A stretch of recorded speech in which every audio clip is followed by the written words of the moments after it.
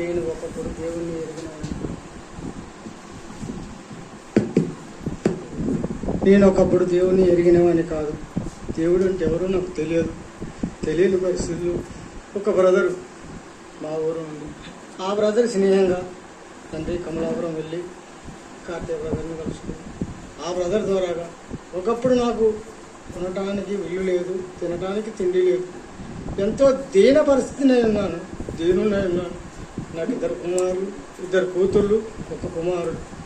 ఆ రోజు నుంచి దేవుడు ఇప్పుడు ఈ రోజు వరకు కూడా తండ్రి నన్ను కాసి కాపాడి ఇప్పటి వరకు కూడా నేను ఒక గృహం కట్టుకొని 2 కూతుర్లకు పెళ్ళిళ్ళు చేసుకొని 1 2 ఎకరాల పొలం కొనుక్కొని నన్ను ఇప్పటి వరకు దీవించుండు. కాబట్టి ఈ రోజు వరకు తండ్రి నన్ను దీవించి ఆశ్రయించి కాచి కాపాడినందుకు మొదట ఎవరితోటైతే నేను మందిరానికి వెళ్ళాను, ఎవరితోటైతే తిరిగి వారి మాటలు నేర్చుకున్నాను, వారితో ఐకమత్యంగా ఉన్నాను, ఈ రోజు వరకు నన్ను తండ్రి ఇట్లా వచ్చిండు. కాబట్టి ఈ రోజు వరకు తండ్రి మళ్ళా కార్తీకను పిలిచి ఈరోజు మీటింగ్ పెట్టుకోవడానికి సిద్ధపడి ఉన్నా. కాబట్టి నన్ను నా కుటుంబాన్ని దీవించింది. కాబట్టి అడిగి నేను ప్రతిమిలాడి వేడుకుంటున్నాను తండ్రి.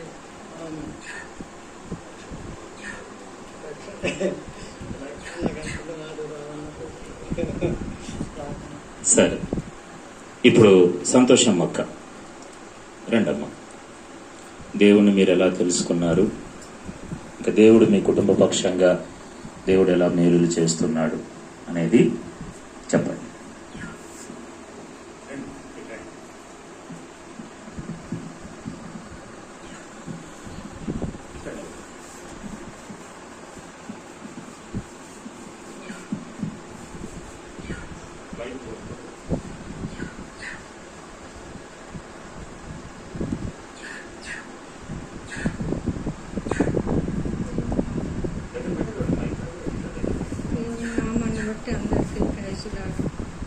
పరిశుద్ధమైన మధ్యలో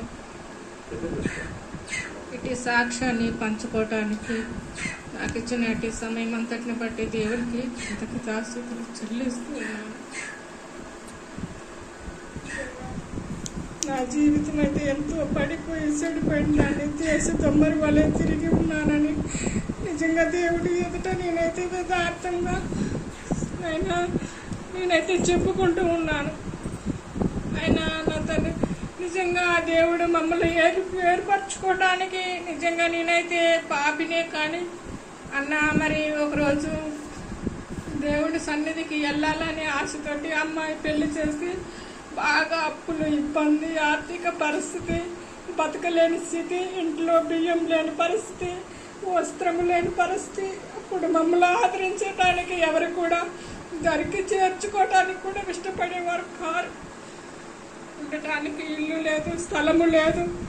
అట్లాంటి టైంలో ఎలా బ్రతకాలో తెలియని స్థితిలో దేవుడు మమ్మల్ని ఏర్పరచుకున్నాడంటే అన్న ఇక్కడి బ్రదర్ దగ్గరికి పోయి అన్న నా పరిస్థితి ఇలా ఉన్నది, నేను ఏం చేయాలో ఎట్లా చేయాలో తెలియని పరిస్థితి అన్న, నేను మందిరానికి వస్తాను అని అంటే దేవుని పట్ల నీకేం దొరుకుతుంది, నీకేం తెలుసు అని అన్నప్పటికైనా ఏమో అన్న నాకు కొంతైనా నేను దేవుడిని నమ్ముకుంటాను అని అడిగి అన్న వెళ్తూ ఉన్నాడు. వెళ్ళినప్పుడు అన్న ఒక 2 నెలలు పోయిన తర్వాత నేను అన్న పట్ల మనసు పడతాను, తిట్టటము అనటము, నేను వారం పూజలు చేసుకుంటానా, విగ్రహారాధన చేస్తానా, నేను మరి శుక్రవారం కాడ నుంచి మళ్ళీ శనివారం వరకు నేను స్థలస్థానాలు చేయటం, ఇంట్లో దీపారాధన చేయటం, పాపకు జీవితంలో నేను గడుస్తూ ఉంటూ వచ్చినప్పటికైనా అన్న మీరేమైనా చేసుకోండి అనే కలహాలు బాగా రోదన.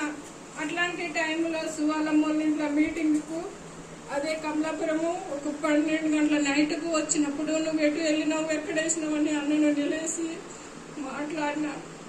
అయినా నేను ఇలా దేవుని మందిరానికి కమలాపురం వెళ్ళినానని అన్న చెప్పినప్పుడు నేను నిజంగా అన్న మీద బాగా రేసు ఉన్నప్పటికైనా అన్న ఓపిక పట్టుకొని వెళ్ళిండు.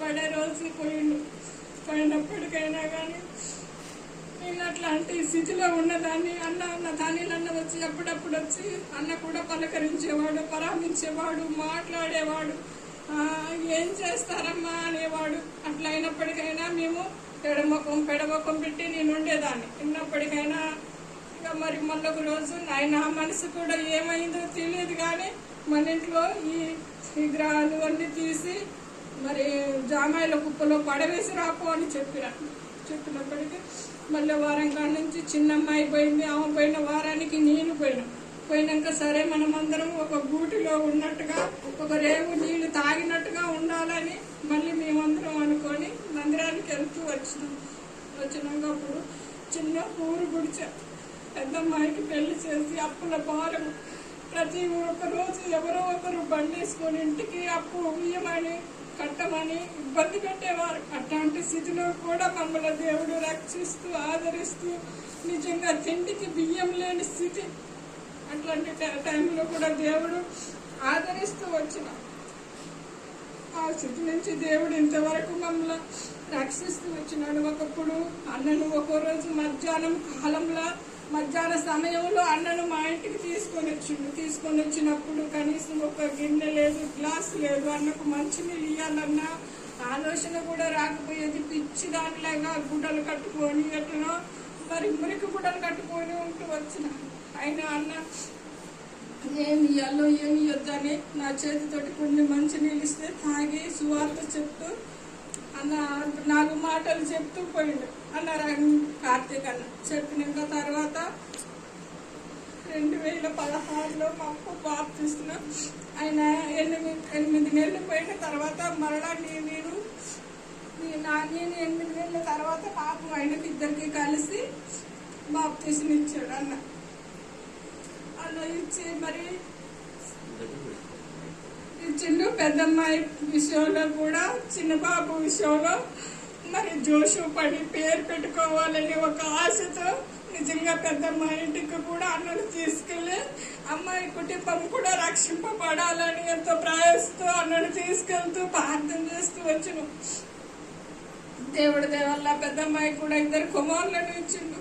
చిన్నమ్మాయి విషయంలో కూడా నేను కూడా ఎంతగానో పెద్దల విషయంలో కూడా నేను సమాధానంగా ఉండాలని చెయ్యాలి అనుకున్నాను. కానీ దేవుడి కార్యం గొప్పగా చేస్తూ వచ్చినాడు. నేను తప్పు అనుకోవటం లేదు, కానీ అమ్మాయి తల్లిదండ్రుల పట్ల ఎందుకు తిరుగుబాటుగా అని ఒక మనసు అనే కానీ నేను నిజంగా వేరే ఉద్దేశంలో వేరే విషయంలో కూడా నేను ఏమి సంఘ విషయంలో కానీ దాని విశ్వాసాల పట్ల కూడా నాకు ఎలాంటి ఈర్ష అసూయ కోపం ఏమీ లేదు.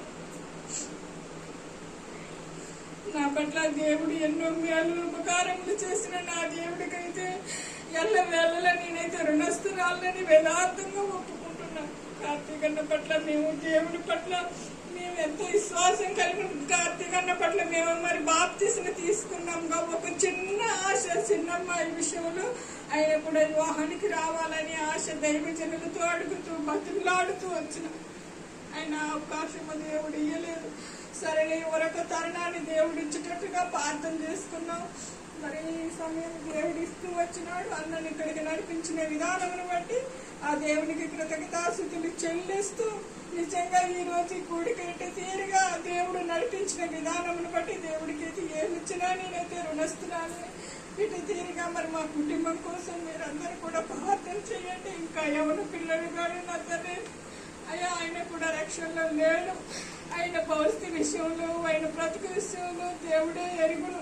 నిజంగా నా చింత యావత్తు దేవుడి పైననే వేస్తున్నానే, కానీ నిజంగా లోకం వైపు చూసినప్పుడు నాకేమి దొరకదు అనే ఆశ నిరీక్షణ నిజమైన దేవుడి పట్ల దేవుని అడుగుతూ ప్రభా అడుగుడు ఇవ్వబడుడు ఎతుకుడు దొరుకుడు అన్నట్టు ఎక్కడ ఎతికినా ఏమి దొరకదు, కానీ దేవుడి దగ్గర అయితే దొరుకుతుందని ఆశతో ఉంటూ ఉన్నాను. అయ్యా మరి కొద్ది ప్రార్థన దేవుడు ఆలకించి మా కుటుంబం కోసం మీరు కూడా ప్రార్థన చేయమని యేసయ్య పరిశుద్ధ నామములో అడిగి వేడుకుంటాను.